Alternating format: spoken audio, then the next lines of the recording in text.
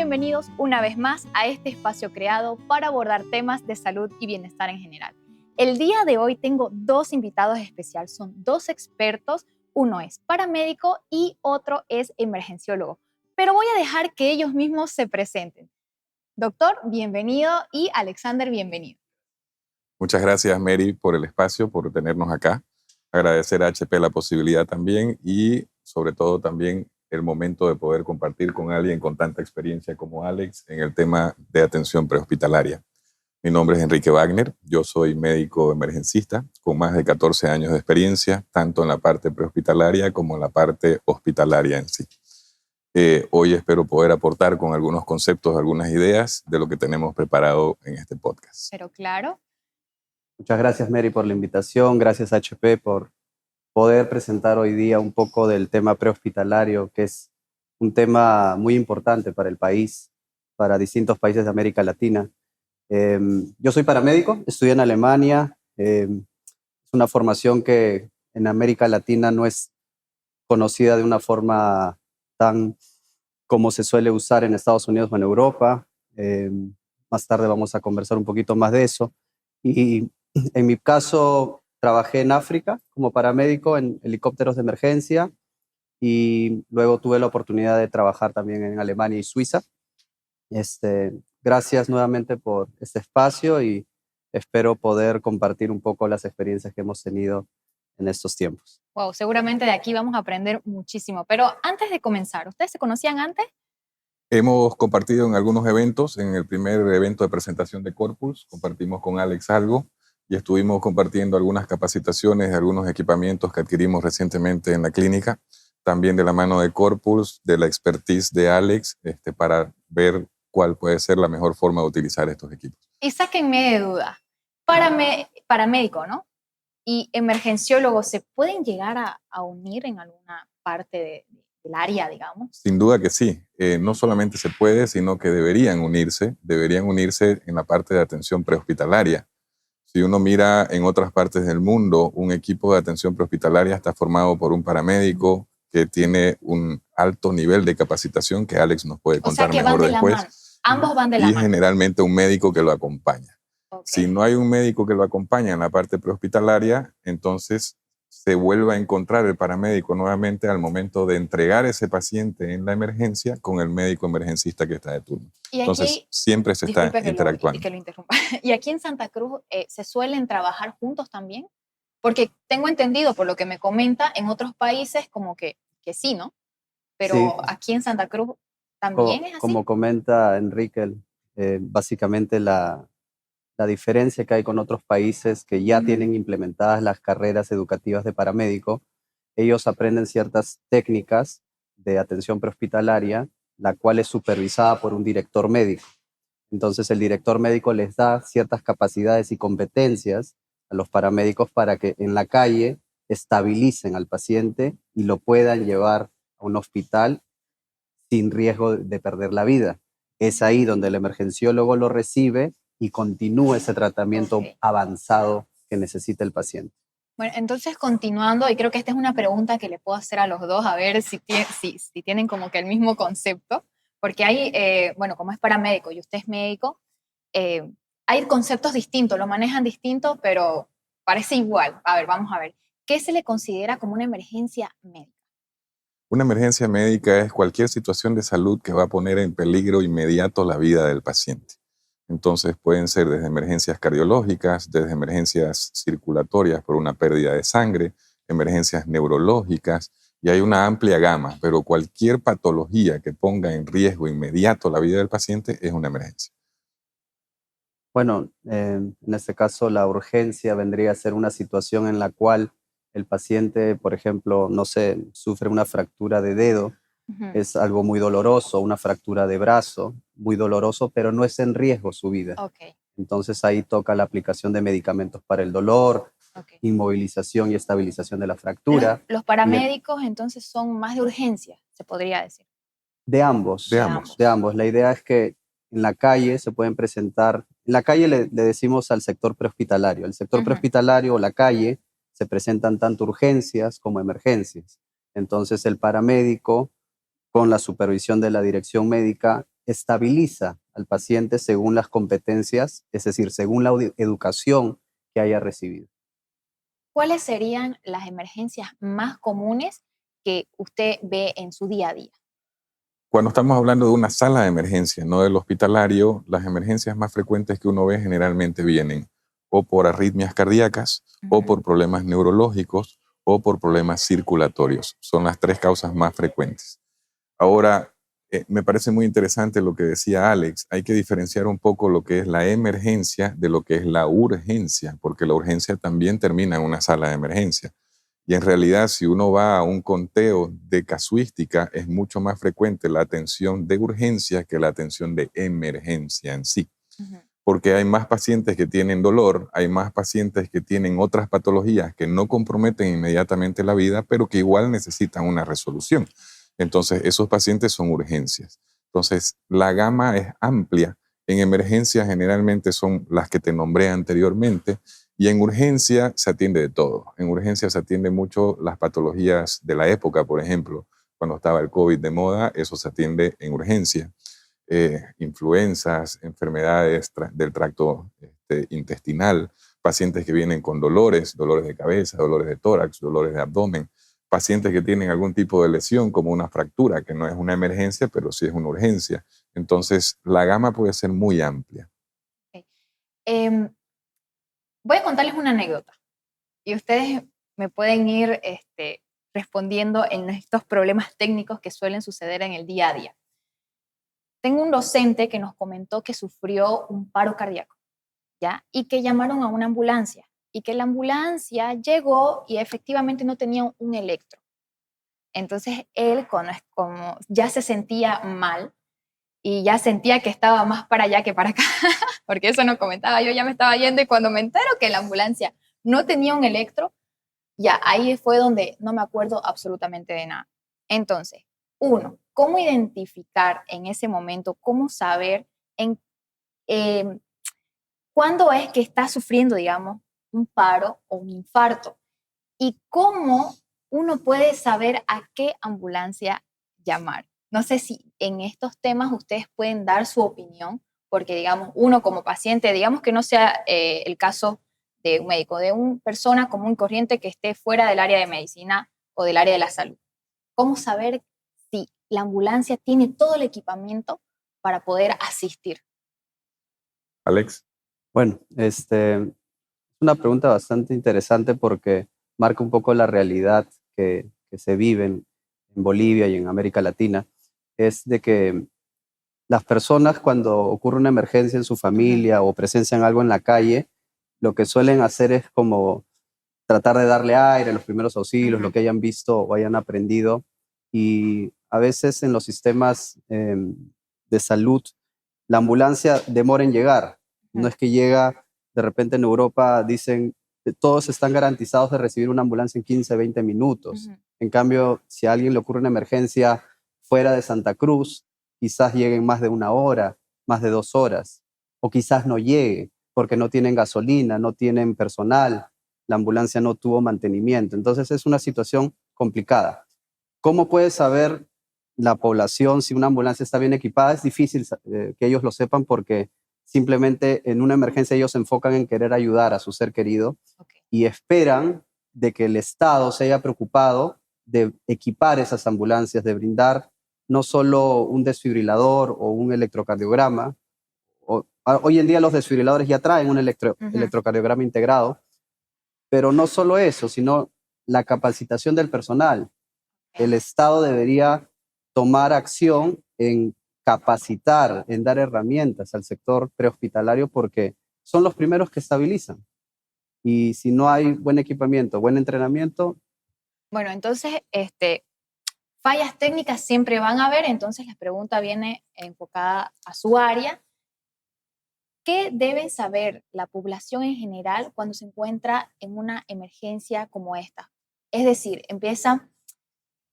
se podría decir, mejor dicho, de que hay que saber el RCP, aprender a realizar un buen RCP. Ok, quisiera volver un paso para atrás para complementar la pregunta anterior y después te respondo esta. Ya. Fíjate lo importante de lo que dice Alex, que es difícil que la gente en la calle sepa que la ambulancia tiene o no tiene lo que dice que debe tener. En realidad, los organismos estatales, gubernamentales, son los que deberían fiscalizar a las ambulancias y al personal que está dentro de las ambulancias para darte la garantía a vos como usuario de que esa ambulancia tiene las condiciones que tú necesitas.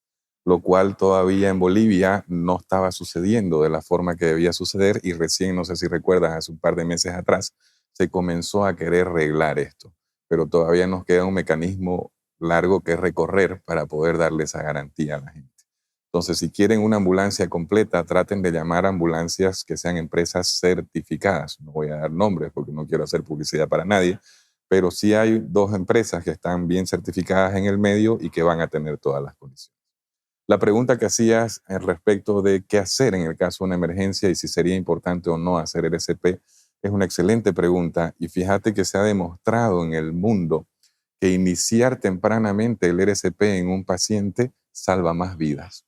Por eso es que si vos vas a países del primer mundo como Estados Unidos o como Europa, se enseña RCP desde el kinder a los niños. Primero, antes de saber RCP, se le enseña a la gente a reconocer la emergencia. Después se le enseña a qué número debe llamar. Si yo le pregunto a un niño en Estados Unidos, ¿a qué número llamas si tu padre se desmaya? Me dice 911. Si yo te pregunto a vos, ¿a qué número llamas si tu padre se desmaya? ¿A qué número llamas? 911. Ah. ¿Ya? Entonces tenemos que comenzar desde ese punto básico. La educación a los niños de reconocer la emergencia e integrar un sistema con un solo número al cual No, claro, llamar. y déjeme decirle que también en las universidades, digamos, en la Sí, formación académica en medicina, tampoco como que ese énfasis se les olvida un tanto. de acuerdo, de acuerdo. Es cierto. Y después nace un concepto hace un par de años atrás en el mundo que se llama reanimación con solo manos. ¿Qué quiere decir eso? Se sacó un poco la respiración boca a boca de la reanimación inicial para que cualquier persona pueda aprender a hacer compresiones torácicas e iniciar una RCP. Entonces, si vos ves un paciente que está en el piso, que está desmayado, que el paciente lo estimulás y el paciente no te responde, ese paciente está en parada cardíaca. Tu siguiente paso debería ser pedir ayuda, volver al paciente e iniciar masajes cardíacos hasta que la ayuda llegue, ¿sí? Entonces, esos deberían ser los procesos adecuados para que ese paciente tenga más posibilidades de sobrevida. Excelente, doctor. Aquí se aprende bastante definitivamente. Y con el tema de las ambulancias, si un paramédico que sabe más, obviamente, ¿cuáles son las ambulancias que tienen, digamos, equipos avanzados y los que no tienen tantos, digamos, bueno, que cumplen con su rol normal, digamos, ¿no? Bueno, en distintos países está reglamentado los niveles de ambulancia. Ujú, Se definen esos niveles en base a qué equipamiento llevan. ujú, Por ejemplo, si llevan un ventilador mecánico, son tipo 3, que significa las más avanzadas. Las tipo 1 son las más básicas. ujú. Entonces, dependiendo del país, hay una clasificación definida por el Estado, la cual, si bien es cierto, está reglamentada en papel, en la práctica no se suele cumplir eso por poca auditoría, poco apoyo en la parte económica para que tengan ese equipamiento a la parte del Estado. La parte privada, que tiene quizás más posibilidad de decidir con menos burocracia ese tema, ya depende de la filosofía y estrategia de la empresa privada, de definir cómo quiere ser visto y cómo quiere atender al público al cual se dirigen, ¿no? Entonces, hay empresas, tanto empresas dedicadas solo a ambulancias como clínicas, que tienen el equipamiento y la tecnología que pueden ayudar a salvar vidas, pero depende mucho del público, el cual puede, digamos, mediante investigación en redes sociales y comentarios, ver pues cómo es su calidad de servicio, ¿no? Ok.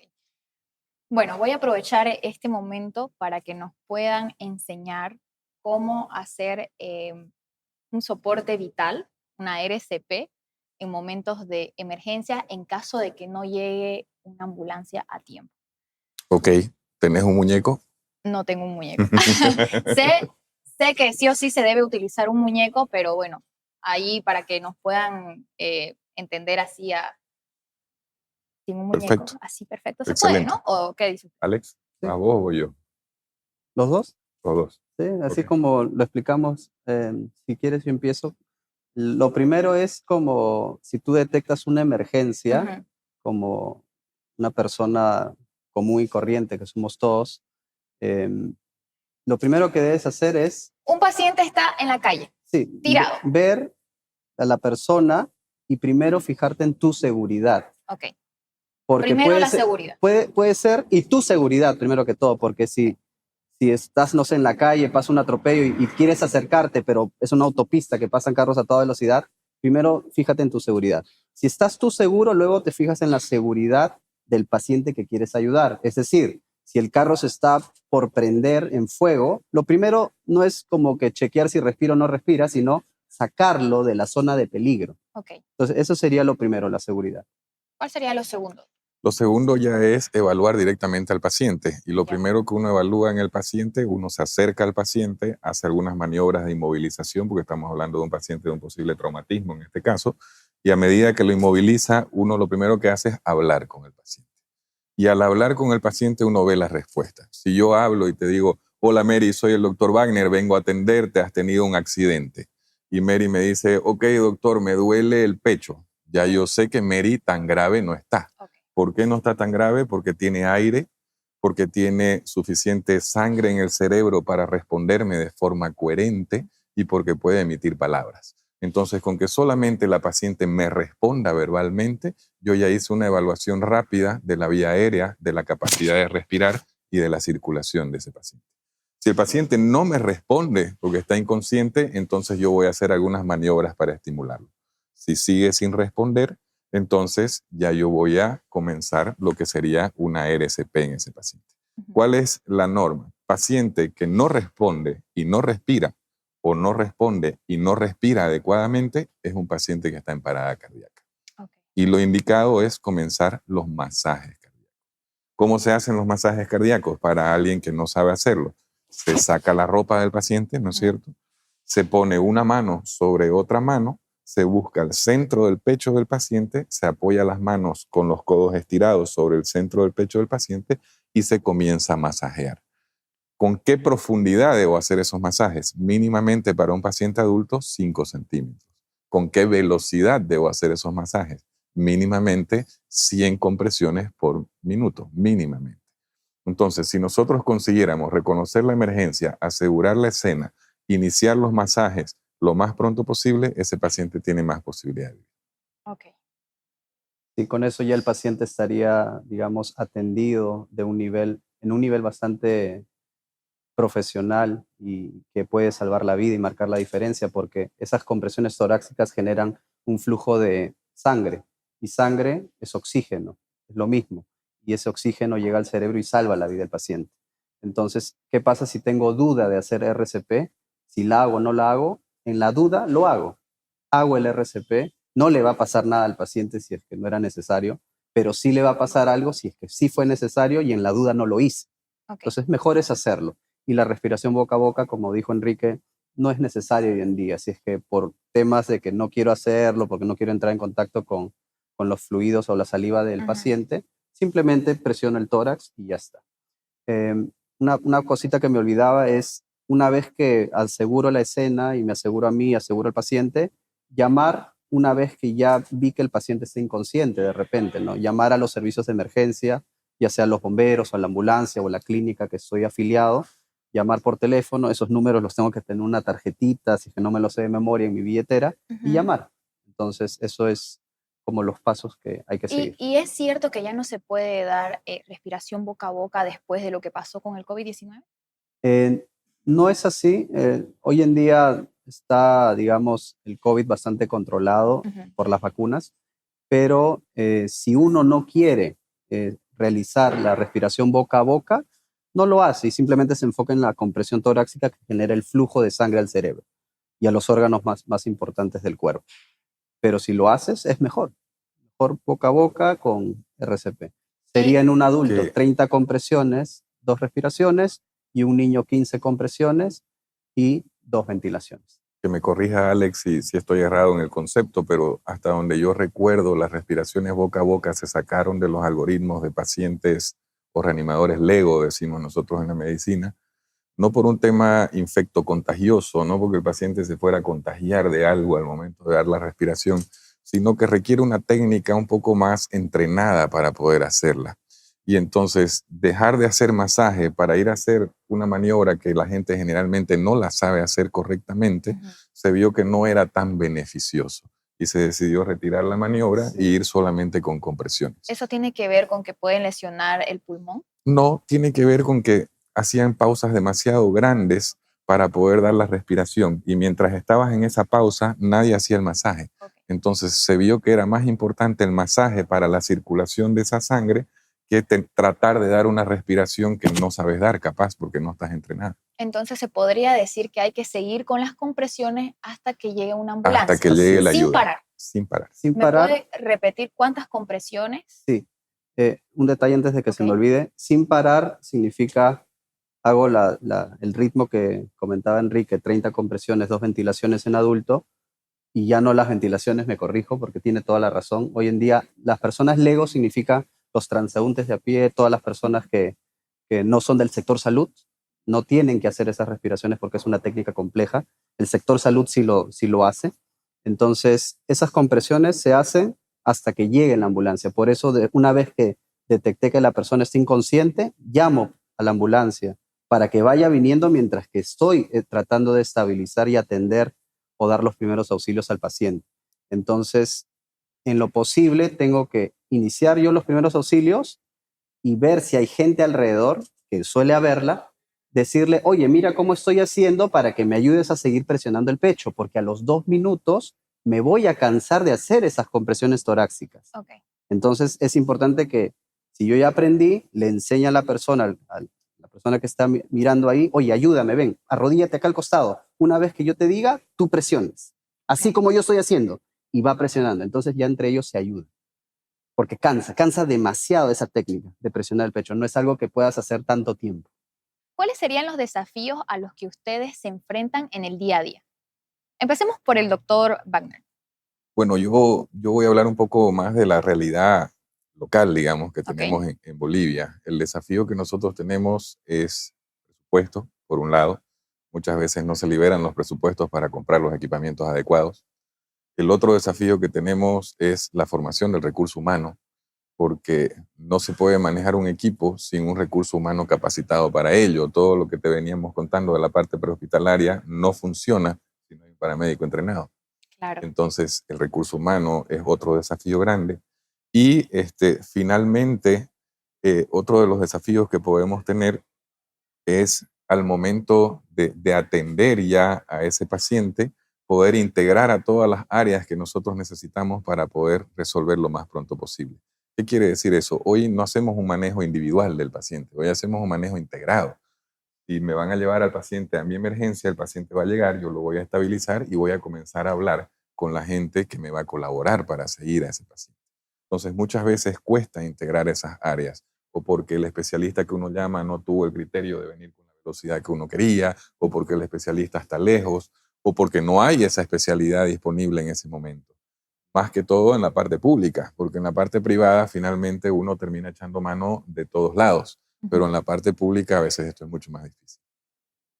Bueno, en el caso de otros países en América Latina, trabajo yo en la empresa Corpuls, que es una fábrica de desfibriladores de Alemania, y hemos tenido la experiencia en otros países vecinos de que los servicios de salud que estabilizan a las personas suelen estar ubicados en zonas donde no todos están. Entonces la población al momento que quiera recibir una ambulancia no la va a recibir inmediatamente. Entonces hoy en día existen sistemas como la telemedicina que ayudan a que servicios de salud alejados que no tengan quizás un médico a bordo y tengan un enfermero o un paramédico a bordo, puedan recibir mediante la telemedicina asesoría de cómo poder atender al paciente crítico, Okay. qué medicamentos aplicar, qué hacer, ya con una autorización de un director médico. Entonces la telemedicina hoy en día ayuda a esas zonas, a esas emergencias que ocurren en zonas rurales, ¿no? Que son de difícil acceso,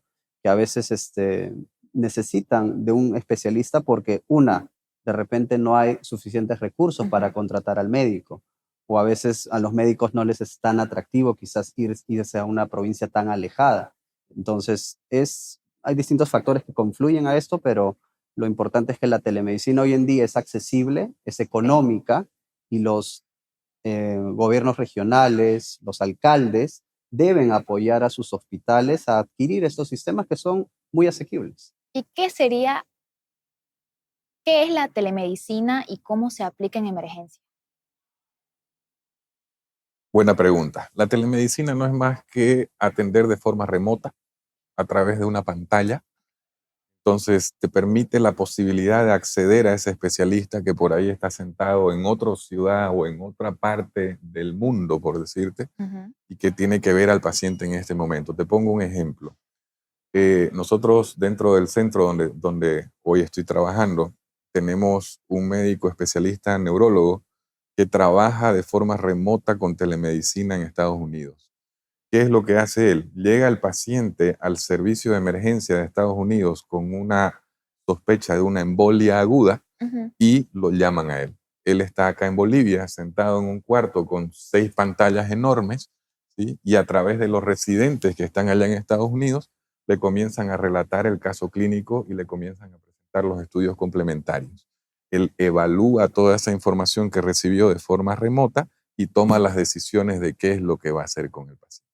Entonces te Ok, permite acceder a distancia a especialidades que no tenés en el sitio.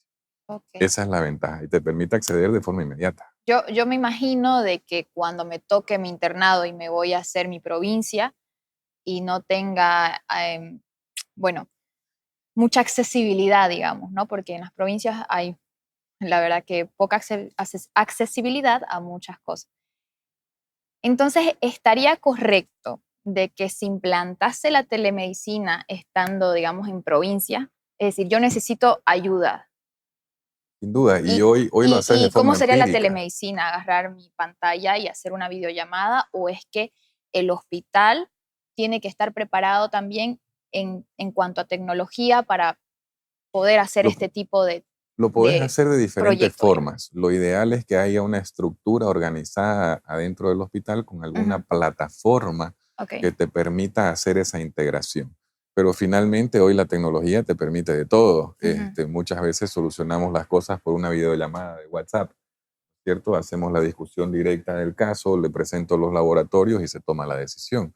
Entonces, las facilidades tecnológicas de hoy en día te permiten una integración mucho más rápida. Idealmente es tener algún software, pero si no lo hay, hasta el WhatsApp sirve. Ok. Entonces, podría ser un punto de vista a mejorar una perspectiva que ustedes tienen en cuanto a la integración de la telemedicina en Bolivia, ¿no?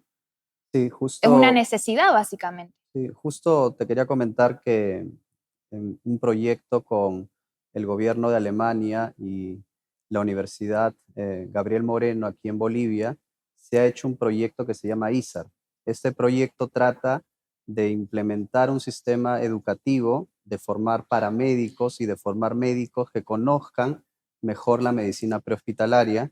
Vienen instructores de Alemania que los capacitan y en este proyecto básicamente se les provee de desfibriladores que tienen telemedicina incluida y con celulares que acceden a este software que comentó Enrique, que hoy en día existe, que es bastante asequible. Entonces, es un proyecto piloto que estamos haciendo aquí en Santa Cruz, apoyando en esta iniciativa para que alcaldes o gobernadores regionales ayuden a que esto se multiplique, porque de nada sirve hacer un proyecto piloto del sector privado Si no hay apoyo. si no hay apoyo del Exacto. gobierno. Entonces, el gobierno tiene que tomar cartas en el asunto Ujú. de que si hay entidades de otros países que quieren ayudar a mejorar el sistema prehospitalario de Bolivia, deberían visitar la universidad, ver qué están haciendo y dar apoyo. Yo creo que no es solamente no es solamente una necesidad, debería ser una exigencia. Debería ser una exigencia peor en estos países que no tenemos suficiente mano de obra para llegar a todos lados. Entonces, con la ayuda de la tecnología, pudiéramos llegar a lugares que ahora no estamos llegando, con especialidades que ahora no estamos llegando tampoco. Por decirte, si hoy estás en Montero y tenés que consultar con un reumatólogo, ¿lo conseguís? ¿O tenés que venirte hasta Santa Cruz? ¿No sería más fácil sentarte a una teleconsulta en lugar de perder ese tiempo? Entonces, para nosotros, para la situación que vivimos, debería ser una exigencia implementar la telemedicina a corto o mediano plazo. ¿Y qué pasaría si me encuentro en un área donde no hay cobertura médica inmediata y sufro de una emergencia? Qué buena pregunta. ¿Al paramédico? Es difícil, ¿no? Porque, Respire profundo. o sea, de repente para nosotros dos es más fácil, de repente nos Claro, autoayudamos, con lo pero que tienen, con ¿no? lo que sabemos y tenemos, pero la realidad es que si a alguien le pasa una emergencia en una zona rural alejada, Mm, de verdad es complicado, porque vas a tener suerte si es que tienes conexión telefónica, para empezar, para que llames a alguien que te ayude. Si la tienes, ruega de que estés cerca o que vaya a venir una ambulancia que tenga combustible, que tenga suficiente equipamiento y personal para ayudarme. Entonces, ahí es un llamado de atención a las autoridades para que establezcan un plan de salud, porque la salud es prioridad en un país. Si no hay salud y educación, ¿cómo quiere que progrese un país? Necesita eso para que si una persona joven que sufre un accidente de tránsito muere joven, deja de aportar al país. Entonces, tiene que existir un sistema de salud que estabilice a todas las personas que sufran una emergencia. Entonces, hoy en día debemos, como del sector privado, tratar de como dar ciertos incentivos y apoyos a que se estimule esto, pero sin un apoyo del Estado es complicado. es complicado. Yo creo que el panorama hoy para la gente que sufre algún tipo de accidente, lesión o emergencia médica lejos de la ciudad en Bolivia es un panorama bastante oscuro, digamos. Si quisiéramos cambiar eso en un futuro, no va a ser en un futuro inmediato, hay que trabajar desde la educación y tenemos que comenzar educando a las generaciones chicas, digamos. Enseñarles primero a reconocer la emergencia, segundo a qué número tienen que llamar y tercero, cursos básicos de primeros auxilios que tienen que comenzar desde la guardería, primaria, secundaria y después también en las universidades, obviamente escalando en los niveles de complejidad de acuerdo a lo que puede asimilar el individuo. Y todo ese programa de educación va a tomar mucho tiempo, pero hay que comenzar en Pero hay, algún momento. Porque si vos no tenés las herramientas, por más de conocimiento, por más que vos veas al herido ahí, no vas a saber qué hacer con el herido. Y por ahí haces algo que lo lesiona más en lugar de ayudarlo. Entonces todo parte de la educación.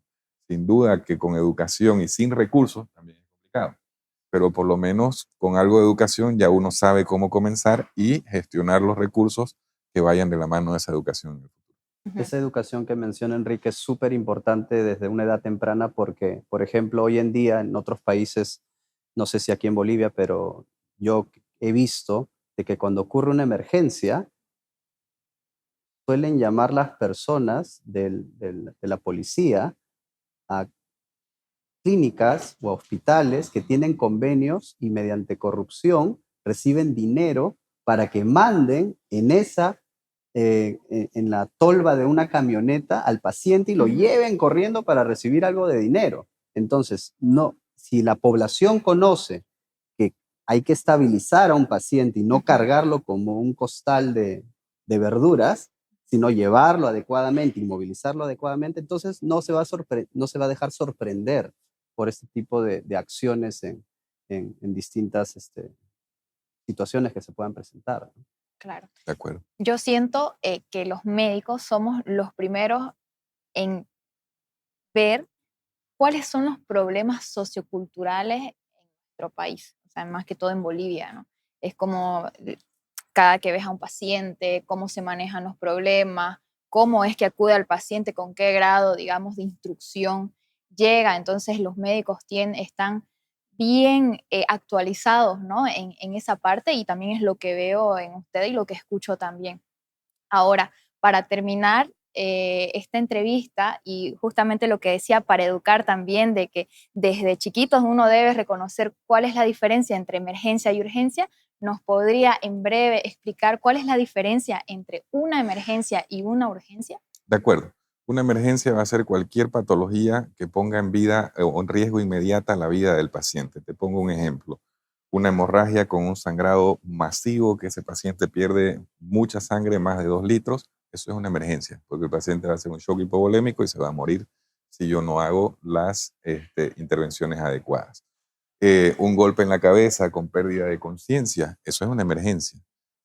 En cambio, la urgencia son esas patologías o lesiones que tienen que ser atendidas ahora, pero no lo van a matar o no ponen en riesgo la vida del paciente si yo no la atiendo en este momento.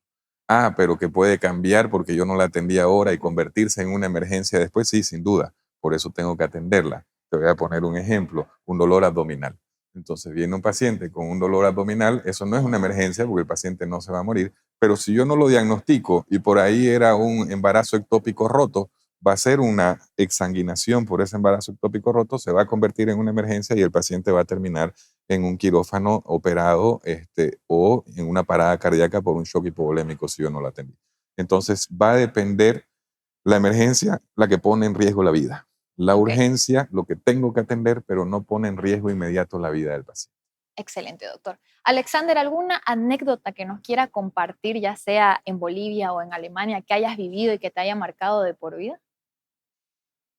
Bueno, no sé si sea algo para contar, pero con gusto. En mis prácticas de paramédico, con mi instructor estábamos estabilizando una persona que había sufrido inconsciencia y tenían que intubarla. Ujú. Entonces, él agarra y me dice, oye, tengo que estabilizarla, la señora, eh, pásame esto, esto. Yo lo asistía, todo obediente, porque eran mis primeras prácticas.